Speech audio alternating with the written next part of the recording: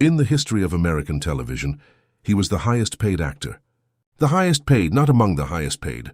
$800,000 for each episode of a show, in which he portrayed a version of himself so well that viewers were unable to distinguish between the man and the role. He co-starred in Wall Street with Michael Douglas. He helped that movie win the Academy Award for Best Picture, while standing in Oliver Stone's Platoon's Mud and Fire. Charlie Sheen was his name, and he appeared to be able to withstand everything for a short, remarkable period of time. Beneath that bright legacy, however, is a tragedy that is not glamorous but heartbreaking, in ways that Hollywood rarely permits its icons to publicly reveal. Because the same man who made those enormous sums of money, performed on stages, and received millions of accolades, was secretly carrying a diagnosis, music, that he would not reveal to the public for 4 years. He was engaged in combat that neither a studio nor a camera team could record. He was losing. Then, in defiance of all logical expectations, he was not. A certain type of strength is developed over the protracted, private years of rebuilding oneself after everyone else has already written your obituary, rather than through victory. Charlie Sheen is 60 years old. He's sober. He remains upright. Leave a tribute in the comments for one of the most complex legends in Hollywood history if Charlie Sheen's journey has ever made you question what it truly costs to fall that far and still find your way back. Realizing that the start of this specific slide was characterized by the most spectacular success imaginable, rather than failure, is frightening. And that's where the story must start. Charlie Sheen did something in September of 2025 that very few people in his position have ever dared to do. He took a seat in front of the camera to tell the truth, or at least his version of it, rather than to sell a movie, declare a comeback, divert attention, or charm his way through a prepared speech. The Book of Sheen, his autobiography, was published, aka Charlie Sheen, a 2-part documentary directed by Andrew Renzi, was released by Netflix on September 10th of that same year. It chronicled 7 family interventions, multiple divorces, a public meltdown that became a cultural phenomenon, and a medical diagnosis that altered everything. That month was his 60th birthday. Since December 2017, he had maintained his sobriety. Not everyone gave the documentary high marks. Sheen seemed to have no sincere regret for some of the most serious things he had done, according to The Guardian. Some reviewers claimed that the movie was overly compassionate, allowing the man to bask in the glory of his own mythology without properly addressing the people he had harmed. Those are accurate observations. They are also involved in this narrative. This is also true, though. After all of this, Charlie Sheen arrived at 60. He should have been completely consumed by the years that burned so fiercely and so quickly, the firings, the settlements, and the diagnosis. I am not calling all of this a comeback. I am calling it a reset. That word matters, he said, sitting down. A comeback implies a return to something that existed before, whereas a reset implies the understanding that whatever came before is gone, and what remains is the question of what you choose to build in its place. For a man who spent the better part of a decade being the most watched, most mocked, most discussed celebrity in America, that is not a small thing to say. That is not a small thing to mean. This is his story. Carlos Erwin Estaves was born on the 3rd of September 1965 in New York City. He was the third child of Ramon Estaves, the man the world knew as Martin Sheen, and his wife Janet Templeton. The family was not wealthy. Martin Sheen was a working actor, talented and deeply committed to his craft. But the kind of stability that comes with genuine Hollywood success had not yet arrived. The Estaves household was shaped by discipline, by Catholic faith, and by the particular pressure that lives inside a home where the father is a man of enormous artistic ambition, and the financial reality has not yet caught up with the dream. They moved to Malibu when Carlos was still young, and it was there on the edges of Los Angeles that he and his older brother Emilio began making films. Not dreaming about making films, actually making them. Shooting on Super 8 cameras in the backyard and on the street, pulling in neighborhood friends who would themselves go on to become names. Rob Lowe was among them. Sean Penn was among them. There was something in that group, something restless and hungry and genuinely gifted, that the city of Los Angeles seemed to attract and then sharpen into something harder and more dangerous. Carlos dropped his surname when he began pursuing acting professionally. He became Charlie Sheen, taking the stage name from his father's adopted name, rather than carrying the family name into a career that was entirely his own.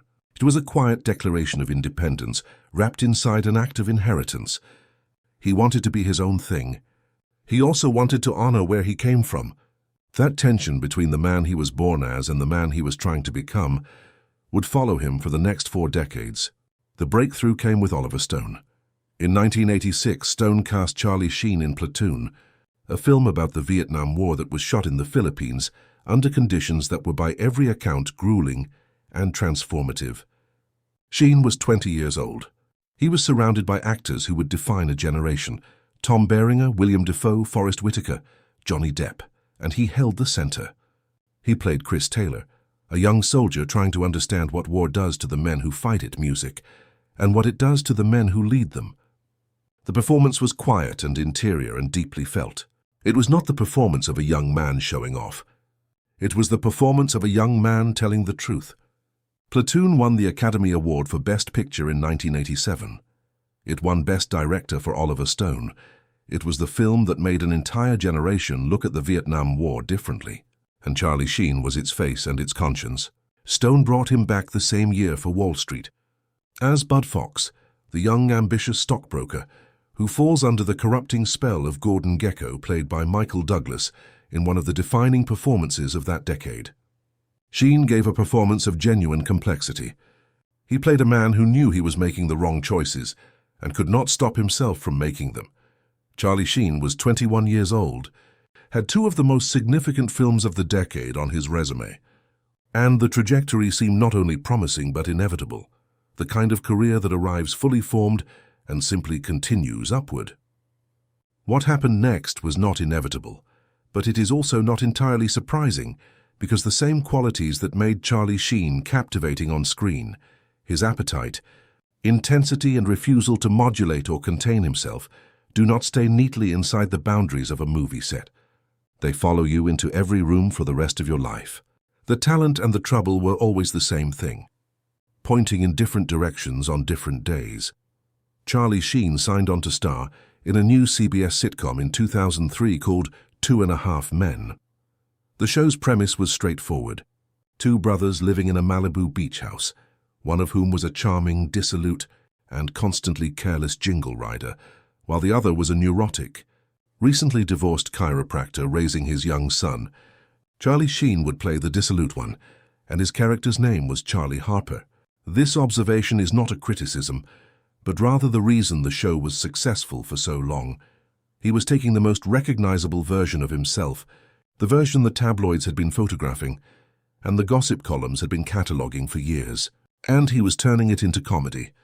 He was making it warm. He was making it watchable. He was making 30 million people every week feel like they were in on the joke with him, rather than simply watching from outside a velvet rope. John Cryer played Alan Harper, the neurotic brother. Angus T. Jones played Jake, the halfman of the title. The 3 of them built something that by any metric that matters in American television was extraordinary. 2.5 Men was the most watched comedy on American television for most of its run.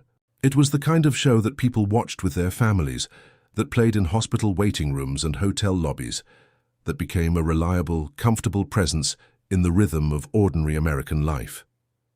And Charlie Sheen was the reason people turned it on. By the later seasons, he was earning $800,000 per episode. That figure bears repeating not for shock value, but because it is the number that explains everything that came after. Both the extraordinary excess of his personal life during those years and the extraordinary violence of the fall when it arrived. At out to $800,000 per episode, you are not simply wealthy. You are insulated from consequence in ways that are genuinely dangerous for a human being, music, who is already struggling with impulse and appetite, and the particular kind of loneliness that lives inside enormous public success. His personal life during the 2.5 Men years was by any measure chaotic. He married the actress Denise Richards in 2002. They had 2 daughters together, Sam born in 2004 and Lola born in 2005. The marriage ended in divorce in 2006, in proceedings that were public and painful and legally complicated. He married Brooke Mueller in 2008. They had twin sons together, Bob and Max, born in 2009. That marriage ended in divorce in 2011 in circumstances that were even more public, even more painful, and significantly more legally complicated. Through all of it, the show continued through the marriages and the divorces, and the tabloid headlines and the trips to rehabilitation, facilities that were becoming, by the end of the 200, a pattern rather than an exception. Through all of it, Charlie Sheen showed up on set, delivered his lines, earned his incomprehensible salary, and made 30 million people laugh every week. There is something both admirable and deeply troubling about that. Admirable because the professional discipline required to maintain that level of performance while your personal life is disintegrating is not nothing. Troubling because it meant that the show became for years a container that held everything together long after the man inside it had stopped being able to hold himself together. The show was the structure. And when the structure finally cracked, when the distance between Charlie Harper and Charlie Sheen collapsed entirely, and there was no longer any useful fiction separating the character from the man performing him, what happened next happened fast, and it happened in front of everyone. In January of 2011, production on 2.5 Men was suspended. The official reason was that Charlie Sheen had checked himself into a rehabilitation facility. It was not the first time. It was not the second time. By this point, the trips to rehabilitation had become a rhythm of their own, a cycle of excess and intervention and temporary correction that had been repeating itself for years with diminishing returns and diminishing credibility. But this time something was different. This time when the show came back, Charlie Sheen did not come back with it. What transpired was one of the most extraordinary public meltdowns in American celebrity history, and the word extraordinary is accurate, not because the behavior was admirable, but rather because the scale, speed, and sheer unadulterated intensity of it had no real precedent. Charlie Sheen did not back down. He did not go silent. He did not issue a statement through a publicist and check into a facility and wait for the news cycle to move on. He went to war. He gave interviews to every outlet that would have tiger blood and Adonis DNA. He created a vocabulary, calling Chuck Lorre a contaminated little maggot, the word that people repeated back to each other with a mixture of mockery and something that was almost uncomfortably like recognition. He launched a live tour called the Torpedo of Truth. He stood on stages in front of thousands of people who had paid real money to watch a man in the middle of a very public unraveling, and he performed his own chaos for them like it was a show he had always meant to put on. He was fired from 2.5 Men in March of 2011. Chuck Lorre replaced him with Ashton Kutcher. The show continued for 4 more seasons without him. The Torpedo of Truth tour was a critical and commercial disaster. Audiences who had come expecting something, entertainment, confession, spectacle, anything coherent, left confused and underwhelmed. The vocabulary that had seemed electric on television interview sets felt hollow on a stage in front of a live crowd, waiting for a punchline that never arrived. And yet there is something worth sitting with in all of this. Something that gets lost when the meltdown is reduced to its most quotable moments and its most embarrassing footage. The man standing on those stages saying winning was not performing happiness. He was not in any meaningful sense winning. He was a man who had just lost the most lucrative job in the history of American television, whose marriages had ended in public wreckage, whose relationships with his children were strained and complicated, whose body and mind were carrying years of accumulated damage that had not yet fully declared itself. What the winning moment actually was, what it looks like in retrospect with the distance of 15 years, is a man in enormous pain performing the opposite of that pain at maximum volume. Because the alternative was silence music, and silence was the one thing he could not survive at that particular moment. He later admitted, with the kind of honesty that only becomes possible once the noise has stopped, that the person standing on those stages was not someone in control. He said, "When I finally decided that I was going to make in a place that I passed through and not wound up in, that is when I felt like I was the captain of my own ship." That sentence contains in compressed form everything the Torpedo of Truth tour could not say out loud. The captain of his own ship, which means that during those months in 2011 he was not the captain. The ship was moving at enormous speed in no particular direction, and everyone on the shore could see it, and the man at the wheel was the last one to understand what was actually happening. The world watched. The world laughed. The world shared the clips and repeated the catchphrases, and bought tickets to the tour, and generated an almost infinite quantity of content about a human being in the process of coming apart. And somewhere inside all of that noise, something else was happening, something that Charlie Sheen was not telling anyone, something that would not become public knowledge for another 4 years, and that when it finally did become public, would reframe everything that had come before it in ways that were uncomfortable and necessary and deeply, genuinely human. What was he carrying during those years of winning and tiger blood and torpedo of truth? What was the thing that sat underneath all of it? Invisible to the cameras, unspoken in the interviews, absent from every headline that the meltdown generated. That question has an answer, and the answer changes this story completely. On the 17th of November 2015, Charlie Sheen sat down across from Matt Lauer on the Today Show and said 5 words that he had been carrying alone for approximately 4 years. I am in fact HIV positive. The studio was quiet in the way that studios rarely are, the kind of quiet that happens when something real enters a space that is designed by its entire architecture and lighting and format to keep reality at a comfortable distance.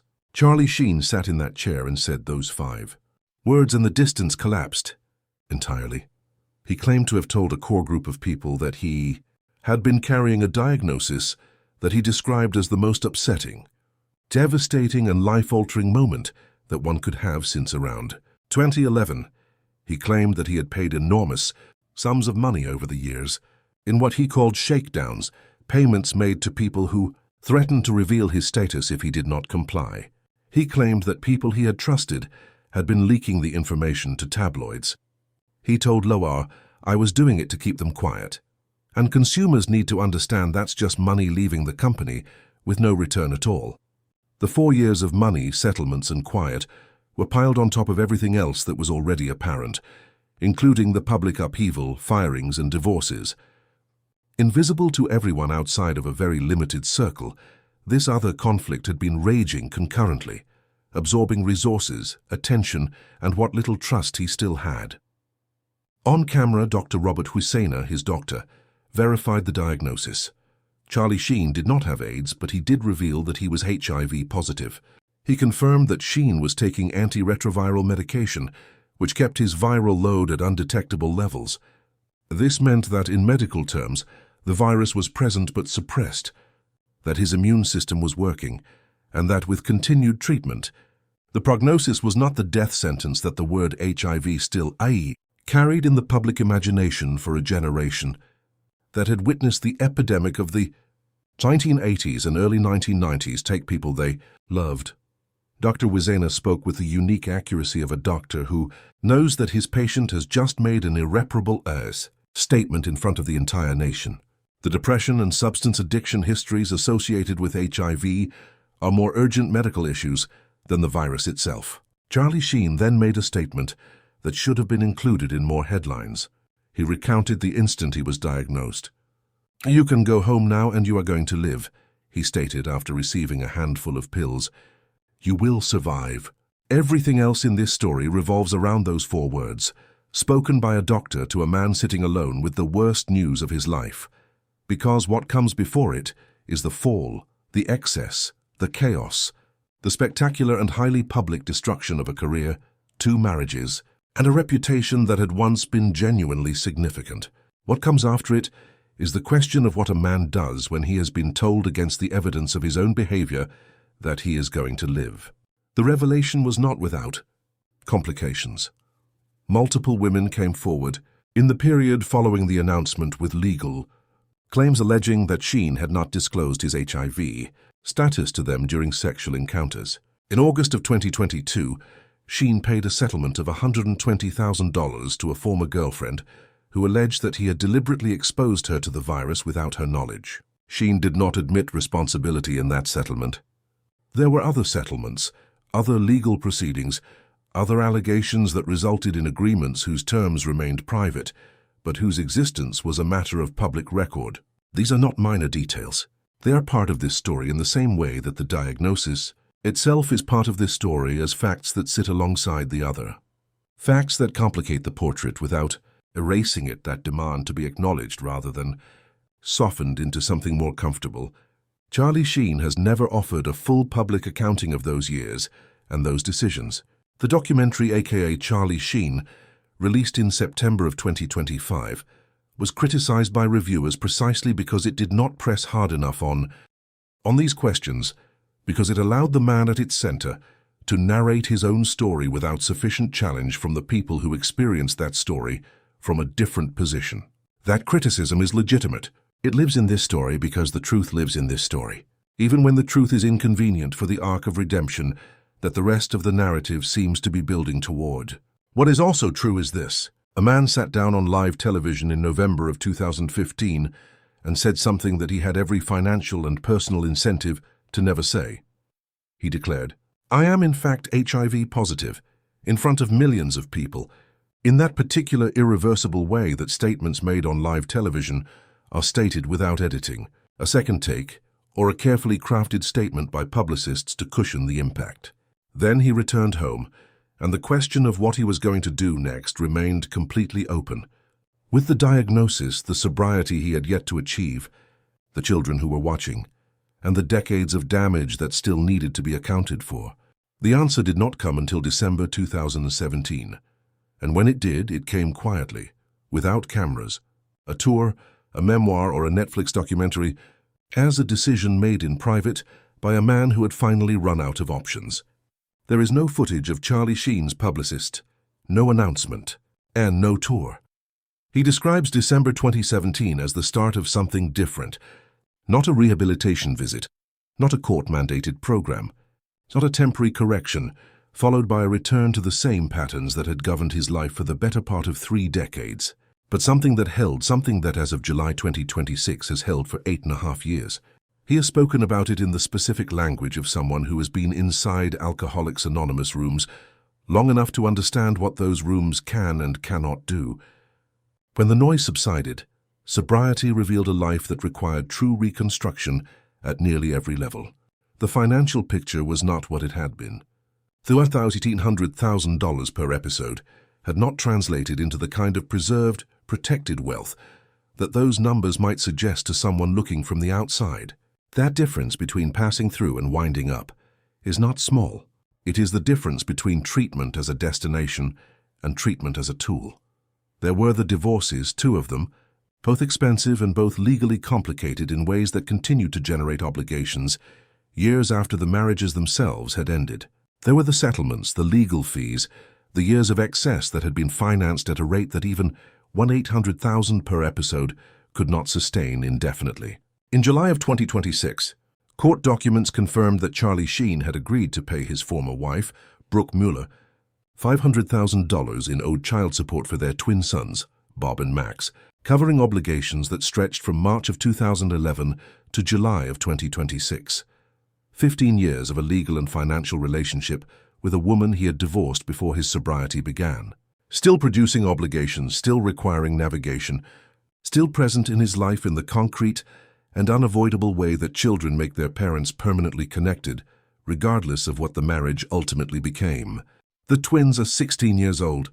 His daughters Sam and Lola from his marriage to Denise Richards are 21 and 20, respectively. His eldest child, Cassandra Estes, born from a relationship in 1984 when Sheen was still a teenager, is in her 40s. He is at 60 a man, with children spread across 4 decades of his life. Each of them a record of a different chapter, a different version of the man their father was trying to be at the moment they arrived. His daughter Sammy Sheen, who has built her own public presence in the years since, has spoken about the moment she learned the real reason her father decided to get sober. She had an emotional reaction. The details of what she was told and what moved her remain private, but the fact of that reaction, the fact that her daughter was affected by understanding what had finally reached her father at the end of 2017, speaks to something that the public story of Charlie Sheen tends to obscure. Behind the tour and the catchphrases and the settlements and the documentaries, there are children. There are people who did not choose to be part of this story, and who are part of it anyway, permanently and completely, in the way that families are. John Cryer, who spent 8 seasons playing Alan Harper alongside Charlie Sheen's Charlie Harper, who was present for the entirety of the show's greatest years, who watched from a closer distance than almost anyone the slow escalation and eventual collapse, revealed in the period following the documentary's release that he had not spoken to Charlie Sheen in years. That silence between two men who spent a decade working together, who built something significant together, who were in some meaningful sense professionally inseparable for the best years of both their careers. That silence is its own kind of statement. It does not require interpretation. It simply sits there, factual and sad as evidence that some things that break do not reassemble themselves just because time has passed and decisions have changed. Sobriety does not repair everything. That is not what it promises and not what it delivers. What it delivers, what Charlie Sheen has described it as delivering, is clarity. Music. The ability to see the damage accurately without the distortion that substances impose on perception. The ability to be present for the people who are still there. When questioned about his sobriety in 2023, he stated, "Next month I will be 6 years sober," demonstrating his capacity to be, in his own words, the captain of his own ship. I currently lead a fairly steady existence, a very consistent lifestyle. For a man whose lifestyle had been for the better part of 2 decades, the most visible example of inconsistency that American celebrity culture could produce. That sentence is not a small achievement. It is, in the specific language of recovery, everything. The antiretroviral medication continues. His viral load remains undetectable. His doctors have confirmed that his HIV is managed, that his immune system is functioning, that the diagnosis that might have been a death sentence in another era is in this one a condition that he lives with, rather than one that is ending his life. He has described the medication as something he takes every day without exception, as reliably as anything else in the very consistent lifestyle he has built from the wreckage of the years before. He is not the man he was in 2011. He is not the man he was in 2015. He is not entirely certain yet what man he is at 60, which is perhaps the most honest thing a person can say at the beginning of a decade they genuinely did not expect to reach. And in September of 2025, sitting in front of Andrew Wren's camera for the Netflix documentary that would divide critics and generate the kind of conversation that his name has always generated, he found the word for it, not a comeback, a reset. There is a version of this story that ends cleanly. The man hits bottom, finds sobriety, makes peace with his past, reconciles with the people he hurt, and walks into the final chapter of his life with the kind of grace that redemption narratives require. That version is satisfying. It is also, in the case of Charlie Sheen, not entirely accurate. The truth is messier and more human than that. The court documents are still being filed. The child support obligations are still being calculated and settled and renegotiated. John Cryer is still not speaking to him. The critics of the Netflix documentary are still pointing with legitimate force to the questions it did not answer and the people it did not adequately center. The women who came forward with legal claims are still part of this story, whether the documentary acknowledged them fully or not. And Charlie Sheen at 60 Music is still figuring it out. He said in the promotional period around the documentary's release in September of 2025, something that landed differently music than the winning vocabulary of 2011. I'm not calling all of this a comeback, he declared. I'm referring to it as a reset. Whatever happens in the next minute, that is all I am live for. Living in the present. For a man who lived for years at a speed that made it nearly difficult to live in the present, who was constantly surrounded by the wreckage of the previous thing, or the excess of the current thing, with little room between them. There is a real change in perspective in that line, not in the direction of the painful and incomplete accounting of the past, not in the direction of an aggressively anticipated future, but rather in the direction of the next present, whatever that may be. When reporters questioned him about his health and finances in April 2026, he responded with a statement that, when compressed, had a hint of the former Charlie Sheen, the one who could sidestep with humor when he wanted to. My presence answers. He was there. He was standing. He was present music, and accounted for in a way that was not guaranteed given the trajectory of the previous 15 years, and should not be taken for granted, he stated. His father, Martin Sheen Ramon Estaves, the man whose artistic ambition and Catholic faith shaped the household where Carlos Erwin Estevez first learned what it meant to tell stories, is still alive at 84. The relationship between a father who has watched his son almost destroy himself and the son who has spent 60 years inside the particular pressure of being Martin Sheen's child is not something that either man has fully narrated in public, but it is there underneath everything, the way origins always are. Present in the name Charlie chose not to carry, and present in the craft he clearly inherited, and present in the simple fact that Martin Sheen is one of the people who